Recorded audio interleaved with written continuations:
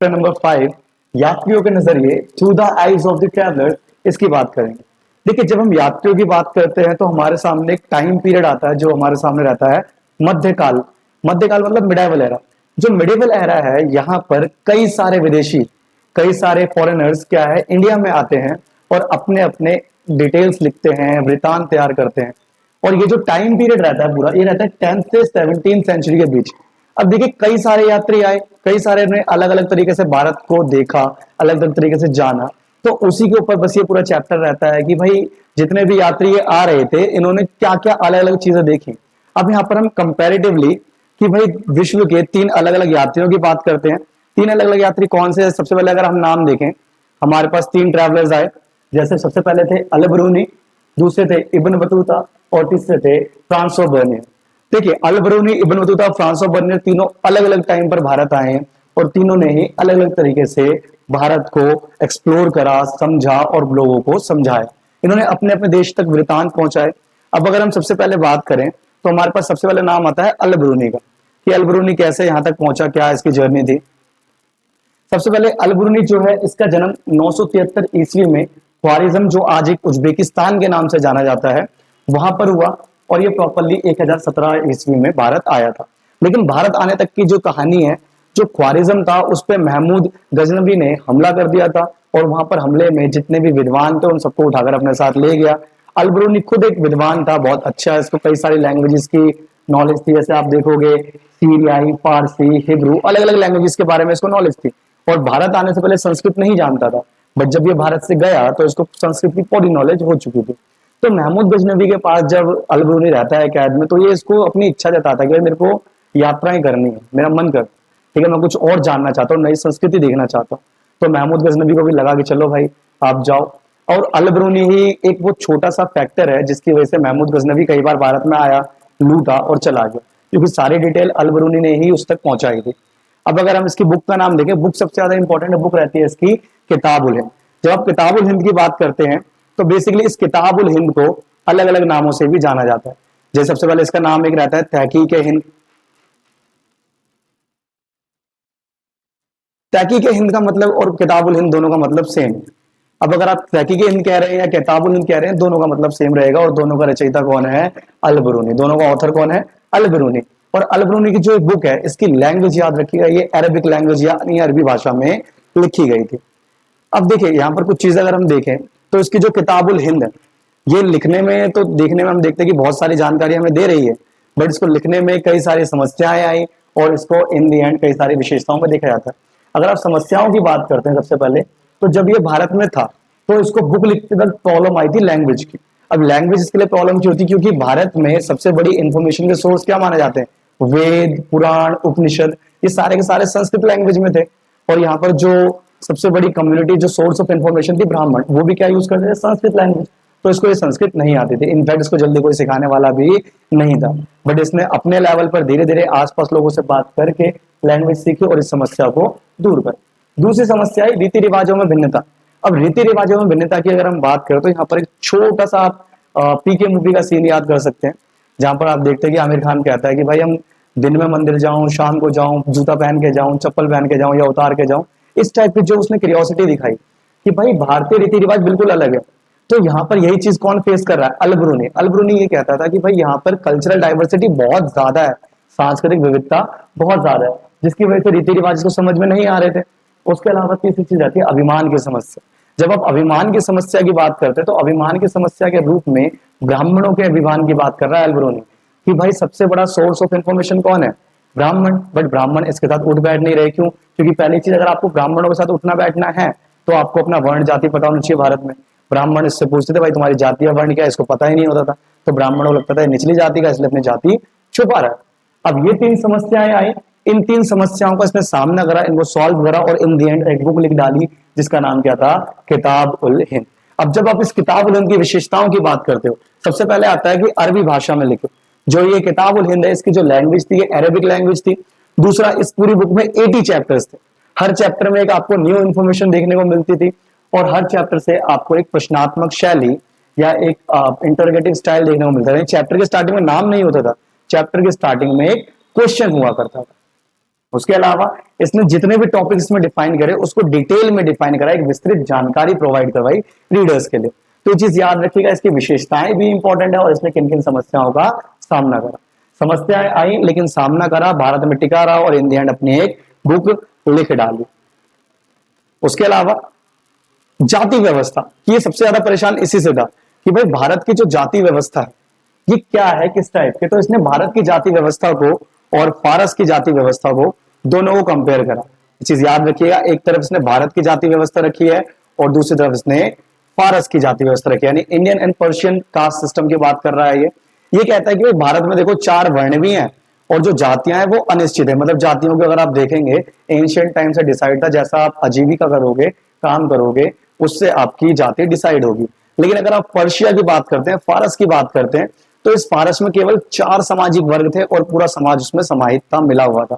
जैसे आप बात करोगे फारस में पहला सामाजिक वर्ग था घुड़सवार और शासक वर्ग, दूसरा था भिक्षु और पुरोहित वर्ग, तीसरा था चिकित्सक, खगोल शास्त्री और अन्य वैज्ञानिक, ये पढ़े लिखों का वर्ग था, और चौथा था कृषक और शिल्पकार वर्ग। ये कहता है कि भाई भारत की जो स्थिति है ये पूरी डिफरेंट है किससे, फारस से। क्यों? क्योंकि भाई भारत में आपने 4 वर्ण भी बना लिए, जातियां भी अनिश्चित है, बट फिर भी आपका समाज कंप्लीट नहीं हो रहा। बट फारस जो पर्शिया है वहां पर 4 कैटेगरी में पूरा समाज कंप्लीट है, लाइक घुड़सवार वर्ग हो गया, शासक वर्ग इसमें शामिल है, भिक्षु और पुरोहित वर्ग है, खगोल शास्त्री, चिकित्सक है, उसके अलावा कृषक और शिल्पकार। और अलबरूनी जो एक लाइन कहता है कि भाई कोई भी चीज हमेशा के लिए अपवित्र नहीं होती, तो जो ब्राह्मणों का अपवित्रता का सिद्धांत था अलबरूनी ने उसको दरकिनार कर दिया कि भाई कोई भी चीज पूरी तरह से अपवित्र नहीं होती, प्रकृति ने हर किसी को इतनी पावर दी है कि वो दोबारा से पवित्र हो सके। उसके अलावा नेक्स्ट यात्री आता है हमारा इब्न बतूता। देखिए इब्न बतूता का जन्म 24 फरवरी 1304 में हुआ। जो इब्न बतूता का जन्म है कब है? 24 फरवरी 1304 ईस्वी में। और जो एरिया था वो अफ्रीका के मोरक्को शहर और वहां पर तेंजियर एरिया में इसका जन्म हुआ है। अब ये 1333 में भारत आया और ये देखिए अलबरूनी तो जो आया वो नॉर्मली एक गुलाम के रूप में आया था, ठीक है, लेकिन ये जब आया ये एक जिद्दी यात्री के रूप में आया 1333 में भारत। इसको हम एक हठी यात्री के रूप में भी जानते हैं, यानी ये बहुत ज्यादा जिद्दी था, डेडिकेटेड कह लीजिए कि भाई मुझे ये काम करना है, ये करना है, ठीक है, जिद्दी, हठी या डेडिकेटेड कुछ भी कह लीजिए। क्योंकि जिद्दी इसलिए कहा जा रहा है, ये भारत आने से पहले इसको रास्ते में कई बार लूटा भी गया, ये नहीं रास्ते में यात्रा छोड़कर वापस चला जाए, इसने ऐसा कुछ नहीं करा। इसने करा था कि भारत जाना है मुझे, तो ये पहुंचा। और भारत आने से पहले भी ये बहुत जगहों पर घूमकर आया, लाइक मक्का होकर आया, सीरिया होकर आया, इराक, फारस, यमन, ओमान, पूर्वी अफ्रीका, ये यात्राएं कर चुका था। उसके अलावा इसकी बुक का जो नाम है वो है रिहला। अब ये रिहला की बात याद रखिएगा, जो इसकी बुक है रिहला, इसकी जो भाषा है ये भी हमारे लिए याद रखने वाली है, जो कि क्या है, अरबी भाषा। तो अल-बरूनी और इब्न बतूता दोनों याद रखिएगा इस्लाम से संबंधित है। इनफैक्ट इब्न बतूता जो है इस्लाम का बहुत बड़ा ज्ञाता परिवार से था, इसको अच्छी खासी नॉलेज थी इस्लाम की। तो इसने क्या करा भाई, अपनी बुक जो लिखी वो अरेबिक लैंग्वेज में लिखी, अरबी भाषा में लिखी। उसके अलावा अगर हम बात करते हैं ऐसे क्या क्या चीजें याद रखने वाली है, पहला तो ये भारत कब आया, 1333 में भारत आया। उसके बाद इसकी बुक का नाम क्या है, रिहला, और भारत आने से पहले कहां कहां की यात्रा करके आया है, मक्का, सीरिया, फारस, यमन, ओमान, इराक, पूर्वी अफ्रीका। उसके अलावा इसकी बुक का नाम रिहला, और इसने भारत में आकर कुछ चीजों को डिफाइन करा। जैसे इसने सबसे पहले डिफाइन करा भारतीय शहरों को, जिससे बहुत ज्यादा प्रभावित था। और ये चीज याद रखिएगा, इब्न बतूता के जितने भी वृत्तांत हैं उन सभी में आपको पॉजिटिव परसेप्शन देखने को मिलता है, सकारात्मक दृष्टिकोण देखने को मिलता है। भारतीय बाजारों के बारे में बताया, यूनिक फ्लोरा, अनोखी वनस्पति के बारे में बताया, दास व्यवस्था, स्लेव सिस्टम के बारे में बताया, और संचार प्रणाली के बारे में बताया। अब अगर इनको हम डिटेल में देखें, सबसे पहले नाम आता है हमारे पास भारतीय शहर का। अल-बरूनी के साथ साथ इब्न बतूता ने इसको एक अलग रूप दिया कि इसने बताया कि भारतीय शहर क्या है, बड़े आकार के हैं, और इसने 2 शहरों के नाम लिए हैं, ठीक है। एक तो रहता है आपका दिल्ली और दूसरा रहता है आपका दौलताबाद। लाइक ये उस टाइम के 2 सबसे बड़े शहरों में से एक, दौलताबाद प्रेजेंट टाइम में महाराष्ट्र में है, ठीक है। और दिल्ली में तो एंट्री के इसने 28 गेट के बारे में बताया। अब ये कहता है कि शहर जितने बड़े हैं उतनी ही इनके पास आबादी भी है, पॉपुलेशन भी है, बहुत घनी आबादी वाले ये क्षेत्र है। और उसके अलावा भारतीय शहर में किसी तरह की कोई कमी नहीं है, पूरी तरह से क्या है, संपन्न। तो ये 3 चीजें याद रखिएगा कि भारतीय शहरों के बारे में कौन बता रहा है, इब्न बतूता, कि ये बड़े आकार के हैं, आबादी भी यहाँ पर बहुत सारी है, और ये हर तरीके से संपन्न भी है। उसके अलावा नेक्स्ट की अगर हम बात करें तो नेक्स्ट टॉपिक आता है इसमें भारतीय बाजार। अब आप भारतीय बाजार की बात करोगे तो भारतीय बाजार को सबसे पहले तो अल-बरूनी के साथ साथ इब्न बतूता भी डिफाइन कर रहा है। अब इब्न बतूता क्या कह रहा है कि भाई देखो, भारतीय बाजार जो है ये प्रॉपरली सामाजिक और आर्थिक गतिविधियों का केंद्र भी है। जैसे नॉर्मली ये कहता है कि भारतीय बाजारों में आपको सेल परचेज देखने को मिल जाएगा, खरीद क्रय और विक्रय देखने को मिल जाएगा बहुत इजीली। लेकिन इस सेल परचेज के अलावा भी यहाँ पर कुछ चीजें बताई इसने, जैसे लाइक भारतीय जो बाजार है ये भी क्या है, शहरों के साथ साथ भीड़ भाड़ वाले दिख रहे हैं। दूसरी तरफ इन एरियाज में कलाकारों के लिए एक विशेष स्थान हुआ करता है। लाइक अगर कोई भी एक मार्केट है तो वहां पे एक स्टेज बना दिया जहां पर कोई भी कलाकार आके अपनी चित्रकला को दिखा सकता है, चाहे आप संगीत कर लो या नृत्य कर लो, कुछ भी कर सकते हो, आपको अलाउ था। आ स्पेशल प्लेस फॉर आर्टिस्ट। उसके अलावा धार्मिक स्थल उपलब्ध थे, रिलीजियस प्लेसेस अवेलेबल, कि सभी मार्केट में कोई ना कोई धार्मिक स्थल आपको देखने को इजीली मिल जाएगा, मंदिर मस्जिद कोई भी। और उसके अलावा जो बाजार थे हमेशा क्या है, चमक दमक वाले क्षेत्र में रहते थे, एरियाज ऑफ ब्राइटनेस। लाइक ये मान के चलो, इब्न बतूता कहता है कि भाई भारतीय बाजारों में घुसते ही लगता है कि हम किसी फेस्टिवल वाले इलाके में आ गए, ये इतने शाइनिंग है, इतने अच्छे तरीके से तैयार कर रखे हैं। उसके अलावा नेक्स्ट टॉपिक इसमें आता है आपका अनोखी वनस्पति। अनोखी वनस्पति में आपको नाम आते हैं दो, एक आता है पान और एक आता है नारियल। अगर आप पान और नारियल की बात करते हैं तो जो इब्न बतूता है ये इनसे क्यों प्रभावित था, ये कहता है कि भाई देखो, पान जो है बेसिकली ये पान की बेल है, इसमें कोई फल नहीं होता, बट फिर भी लोग इसे भरपूर मात्रा में उगाते हैं, सिर्फ पत्तों के लिए इसे उगाया जा रहा है। दूसरी तरफ अगर आप बात करते हो नारियल की, कोकोनट की, तो ये एक प्राकृतिक आश्चर्यचकित वृक्षों का रूप है। क्यों? क्योंकि भाई ये एक ऐसा फल है जिसका मल्टीपल यूज करते हो, ठीक है, कि भाई अंदर से जितना टेस्टी है ऊपर से उतना कठोर भी है। इसके रेशो से रस्सी भी बनाई जा रही है, अंदर वाले हिस्से को खाया भी जा रहा है और इसके पानी को पिया भी जा रहा है। तो इसलिए इसने यूनिक फ्लोरा को डिफाइन करा। लाइक जो इसकी बेल है वो यूज की जा रही है पत्तों की, और नॉर्मल खाना बन चुका था ये भारत का। उसके अलावा नेक्स्ट की अगर हम बात करें, नेक्स्ट आती है इसमें संचार प्रणाली। देखिए संचार प्रणाली इसमें बहुत जरूरी है। जो अल-बरूनी है वो देखता है कि मध्यकालीन भारत में दो टाइप की संचार प्रणाली है, एक रहती है अश्व डाक प्रणाली और एक रहती है पैदल डाक प्रणाली। अश्व डाक प्रणाली यानी हॉर्स मेल सिस्टम। इसमें क्या आता है कि भाई 4 मील की दूरी पर, ठीक है, कितनी मील की दूरी पर, 4 मील की दूरी पर अगर आपको कोई संदेश पहुंचाना है, आपने एक एरिया से स्टार्ट करा, घुड़सवार को देकर भेज दिया, तो ये सिर्फ कितना जाएगा, 4 माइल्स तक जाएगा, 4 मील तक जाएगा, ठीक है। और यहां पर क्या होगा, 4 मील के बाद ये अगले किसी घुड़सवार को दे देंगे और ये ऐसे ही सेम अगले 4 मील तक जाता रहेगा। ठीक इसी प्रकार लाइक एक व्यक्ति संदेश लेके जा रहा है, 4 मील लेके जाएगा, वो आगे फिर किसी और को पास ऑन कर देगा। उसके अलावा आप पैदल डाक प्रणाली की बात कर रहे हैं, तो पैदल डाक प्रणाली को दावा कहा जाता था। जैसे अगर आप अश्व डाक प्रणाली की बात करेंगे तो इसे उलुक कहा जाता था। क्या कहा जाता था? उलुक। बट जब आप बात करते हो पैदल डाक प्रणाली की, तो इसको उलुक के ऑपोजिट इसको दावा कहा जाता था। दावा का मतलब क्या हो गया कि पैदल डाक प्रणाली, और इसमें क्या स्थान फिक्स था, 3 मील के लिए। जैसे घुड़सवार एक स्थान से दूसरे स्थान तक जाते थे केवल 4 मील तक, तो जो पैदल वाले होते थे संदेश पहुंचाते थे वो एक स्थान से दूसरे स्थान से 3 मील तक जाते थे। उसके अलावा यहाँ पर याद रखने वाली चीज यही है कि अश्व डाक प्रणाली, हॉर्स मेल सिस्टम जो है इसको उलुक कहा जाता था, पैदल डाक सिस्टम जो है आपका उसको दावा कहा जाता था। और ये चीज याद रखिएगा, जो इब्न बतूता है जब भारत आया है तो यहाँ पे दिल्ली सल्तनत में मोहम्मद बिन तुगलक का शासन चल रहा था, और मोहम्मद बिन तुगलक इसकी अच्छाइयों से, इसकी नॉलेज से बहुत ज्यादा प्रभावित था।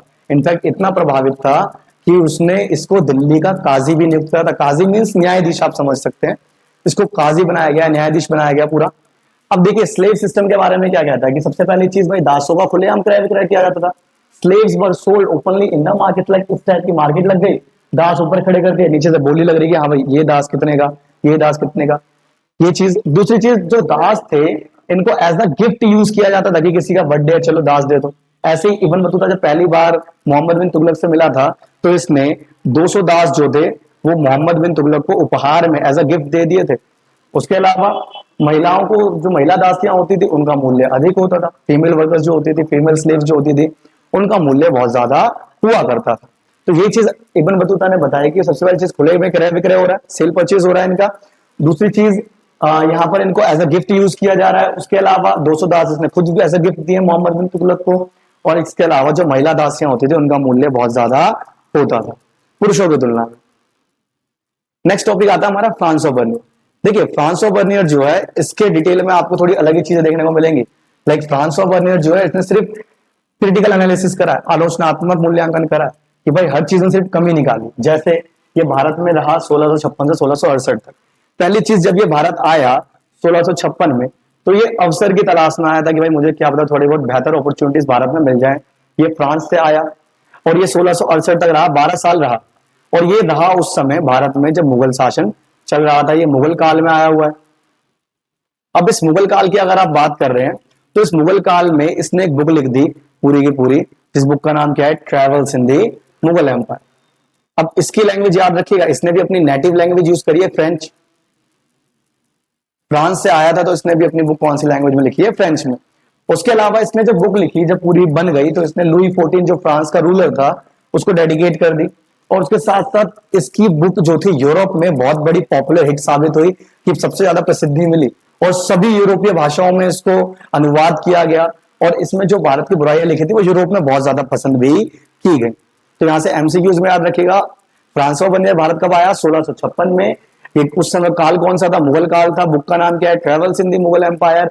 लैंग्वेज क्या है, फ्रेंच। और इसने अपनी बुक किसको डेडिकेट करी, लुई 14।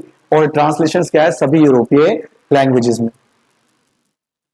उसके अलावा अब देखिए, इसने सबसे इंपॉर्टेंट चीज जो बताई भारत में, वो बताई कि भाई भू राजस्व प्रणाली जो मुगलों की चल रही है वो ज्यादा कुछ अच्छी है नहीं। ठीक है, फ्रांसो बर्नियर के द्वारा भू राजस्व प्रणाली के संबंध में दिए गए तर्क, arguments given by Francis Bernier regarding the land revenue system. अब देखिए, ये मुगल काल में आया तो मुगलों के रेवेन्यू सिस्टम की बात करता है। ये सबसे पहले तो कहता है भाई निजी भूस्वामित्व का अभाव है, यहाँ पर किसी की जमीन अपनी नहीं है। क्यों, राजतंत्र चल रहा है, सभी जमीन किसकी मानी जाएगी, राजा की। तो यहाँ पर निजी भूस्वामित्व का अभाव है। अब ये कहता है कि भाई जब जमीन लोगों की अपनी है नहीं, तो लोग क्या है, बेहतर तरीके से उसका रखरखाव नहीं करते। तो ये कहता है कि भारत में बेहतर भूधारकों का अभाव है। क्यों है, रीजन याद रखिएगा, क्योंकि यहाँ पर किसी की जमीन अपनी है नहीं। अब फर्क तो रहता है अगर आप अपनी चीज की केयर कर रहे हो या फिर दूसरे की चीज। तो सब क्या मान के चल रहे हैं कि राजा की जमीन है सबके पास और सब उसी की केयर ढंग से नहीं कर रहे। अब जब जमीनों की केयर ढंग से नहीं होगी तो उत्पादन भी कैसा रहेगा, निम्न उत्पादन। तो निम्न फसल उत्पादन की हम बात करते हैं, लो क्रॉप प्रोडक्शन। और ये कहता है कि भारत में मध्यम वर्ग का अभाव है। इसके अनुसार क्या है कि भारत में या तो पूरे अमीर लोग हैं या तो पूरे ही गरीब लोग हैं। चीज समझ में आ रही है। पहले कहता है कि भारत में निजी भूस्वामित्व का अभाव है, कि कोई प्राइवेट किसी पास लैंड है नहीं। दूसरा, बेहतर भूधारक नहीं है, क्यों, क्योंकि किसी की अपनी जमीन नहीं है। तीसरा, निम्न फसल उत्पादन है, लो क्रॉप प्रोडक्शन है, कि इनके पास उत्पादन हो नहीं रहा, क्योंकि जमीनों का तरीके से रखरखाव नहीं हो रहा। और चौथा रहता है मध्यम वर्ग का अभाव, की यहाँ पर या तो पूरे अमीर लोग हैं लाइक राजा और उसके मंत्री, और पूरे गरीब लोग हैं, पूरे जो हमारे पास है किसान। उसके अलावा इसमें हम देखें आगे तो हमारे पास चीजें आती है, लास्ट टॉपिक इसका।